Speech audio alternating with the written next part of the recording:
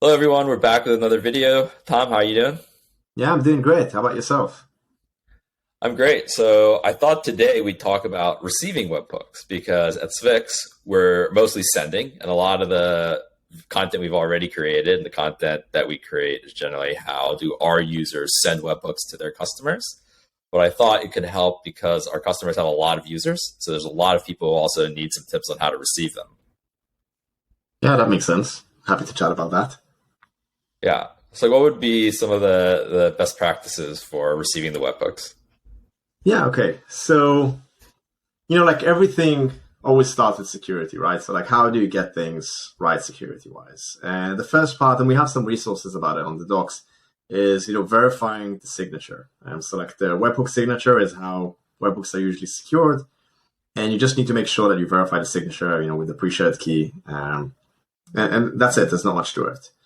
The other part is you want to protect yourself from replay attacks. So, like, what happens if someone managed to get a payload that was signed with the right key, and then I kind of like retransmit it to you. There are like a few ways to protect against that, but like the first part of the first line of defense is like a timestamp. So usually, like every webhook that Vix emits, and also like many other webhook senders like Stripe and others, they include a timestamp, and you just need to make sure that the webhooks was sent within like a tolerance. So let's say in the last and like 5 minutes, or future 5 minutes in case like the clock is skewed in the different direction. And I think like once you do that, that already like gives you like a lot of protection. And if you use the Sphinx libraries, which a lot of our customers do, it actually already both of these are handled for you. Does that make sense? Yeah, and actually that reminds me, we do have an article out about securely verifying webhook signatures. Oh Is that yeah. all on the receiving end or was that from the sending end? No, that's definitely for the receiving end. I Hmm. don't know. I don't remember from the top of my head if that article like covers everything or was just talking about a few specific things, like It was highlighting. very specifically about the Jenkins GitHub plugin Oh yeah, vulnerability that came out about the timing attack or Oracle attack, or I can't remember. yeah, It was a very clever trick. yeah. You I just mean, need to make sure your comparison algorithm is constant time, I yeah, believe. no, exactly. Well, great summary, Yes. actually. So yeah, I think that's a great article to read, but also like the docs probably like have, and I think we probably link from there, like have like more information about other parts to protect from. But that's and our libraries do that as well. Constant time comparison. That's an important part. Um, and then there's kind of like another aspect, which is both useful for security, but also useful for like operational integrity, which is idempotency. So at Sphinx, and again, other implementations do that as well. We send an identifier, like a unique identifier, in a header, in the ID header, and then what receivers should do, and again, in order to make sure they're really good, they can use probably Redis or something like that, and kind of like and kind of like store in their environment the fact that have they already read a message with this identifier or no, because like every webhook will come with this unique identifier, and if you store and you can compare it, so you store it in the database, you store it in Redis, you can check whether you received it or not, and that prevents you from essentially handling the same message twice again, either because of a replay attack or because of an integrity issue. So like whatever, the first message was dropped and the second, it was sent again. Does that make sense, or is that a bit like more Yeah, I mean, confusing? I think I get it overall. Like, do you have a good example of like when that would be bad? Like, if you don't have it and like you process the same one twice. Yeah. So again, like with replay attacks, I mean, if your webhooks, for example, are, and this, I hope your webhooks are not like that, but like if your webhooks, you have a webhook for like add $100 to this account because like a referral has been made. So someone can just like, trigger that resending of the same event like multiple times. And like every time you're just going to add $100 to this account, and you're going to have like a lot of, they're going to have like a good balance by the end of the day, like the abuser. Okay. Uh, Okay. So but it's like trigger that same payment over and over.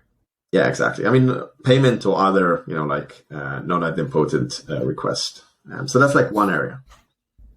And then like another part is that, like when you really look at like webhook receiving best practices, what people should do is that once they verified everything we just discussed, like the potency key, the signature, the timestamp, they should just add the request to a queue and kind of like handle it asynchronously at their own leisure. This way, they can like, I don't want to say like make sure, but it really makes their like receiver much more robust. So even if you get like a spike of webhooks, because you don't really do that much in the request, you just add it to a queue. It actually like makes for your receivers like much more elastic. Like they can handle higher spikes, higher loads. That's the best practice. And maybe I'm not supposed to say that, but it's actually much easier to just, do it in line in the request itself. Like if you're just making something like simple, like a simple database update or whatever, you don't actually need to add it to a queue. And you can also rely, like if you have robust senders like Spix, so like you consuming the webhooks of one of our customers, we're going to retry anyway. So you can also be like a bit sloppy there. Does that make sense? Yeah. Yeah. And so like if you're doing these queues or, you're just relying on your senders, like I know a lot of people receive webhooks from a lot of different places. So like, it's not just like one sender, right? Yeah. And sometimes they have different ways that you need to receive from different senders. So like, how would you kind of think about receiving from different sources? Yeah.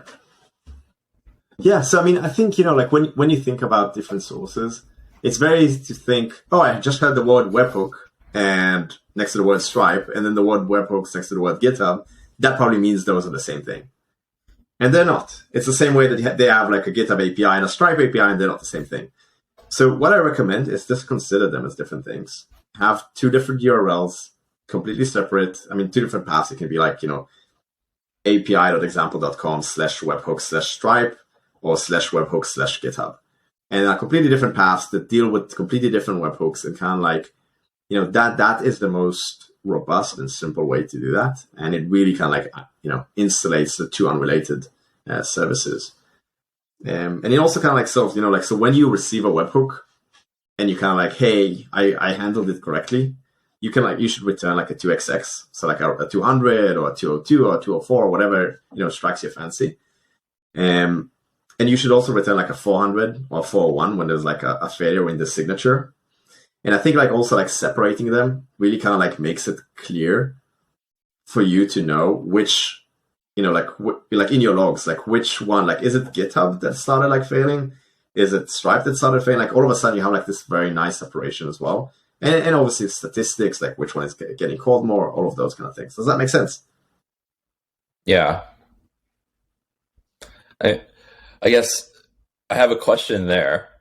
Like if the receiver is actually implementing like a queue in their infrastructure for receiving, like do they need separate queues for each of those separate providers, or would you kind of just like handle them at different endpoints but have them kind of all like feed into this one processing queue? Yeah, I mean, whatever strikes your fancy. Probably two queues two channels in like the same queue. I mean, like channel is like what matters. Probably two channels makes sense, but also, because you kind of like, you get the webhook and then you can modify it in whatever you want. You could put in the structure your queue expects. You can just add different types. I mean, whatever. This is up to you. But probably two channels in the same queue makes sense. Okay, so it might depend on exactly like how other things are working. I mean, like how many you might be processing even. Okay. Yeah, and I think the other thing was I know. Okay, yeah, go ahead. Yeah. Sorry. No, I was just gonna say like another thing as well. Like as I said, you either just like verify the signature and put in a queue, or you kind of like do something directly in line. But there's also obviously the in between. So if you just want to receive a webhook and kind of like do a slight transformation and just say, okay, whether it came from Stripe or from PayPal, it actually means this customer paid, and just add that event to the queue. That's fine as well. You can kind of like transform it a bit and then like have like a unified, like canonical behavior internally, if that makes sense. Okay. Yeah. Yeah. Yeah. And then the next question I would have, because we talked about different sources, but I know, for Swix, our customers, they have like many event types that you can subscribe to. It's like, how would you handle not just like different sources, but even within the source, you're going to have like different types of webhooks, right? Yeah. So I think like one thing, and we always, we support both filtering to specific event types and kind of like have a catch-all or like accept all the event types, no filtering at all. highly recommend, as I'm saying it now, I think like we should probably like make it even more obvious in the product that we highly recommend people to only choose the event types that they care about. And the reason for that is that like the more event types get added, the more noise are gonna just like hit your endpoints all the time and for no good reason. Like, like why should you handle all of this like load if you don't actually care about these event types? So like definitely what I'm trying to say, definitely filter the event types in the on the sender side if they support it, and if they're half decent, they should support it. And then like internally, like it's kind of like almost like a basic router. You kind of like check the event types, and then you just like send it to like different callers in like with one function, but kind of like separate them essentially separate them again, separate them to like different handlers. Okay. Yeah, I mean, I think those were like what I had in mind in terms of like the basic questions that I want answered. Yeah, so those are really the questions that I wanted to ask. Like, do you have any other tips or feedback? Yeah, I mean, at the end of the day, receiving webhooks correctly is important. Like the different areas that we talked about, like security and data potency. But as long as you have like a good sender that kind of like like provides with like the retries and all of those kind of things, you're probably good with being a bit sloppy here and there, as long as it doesn't like affect security. But yeah, send more webhooks, receive more webhooks, I guess. Yeah, we like that. That's fixed for sure. Yeah. All right. Well, thanks, Tom. Thanks for having me on again. So I just want to say to the viewers, if you guys have any questions about either sending or receiving anything about webhooks, just let us know in the comments, and we'll try and get back to you. Thanks. See ya.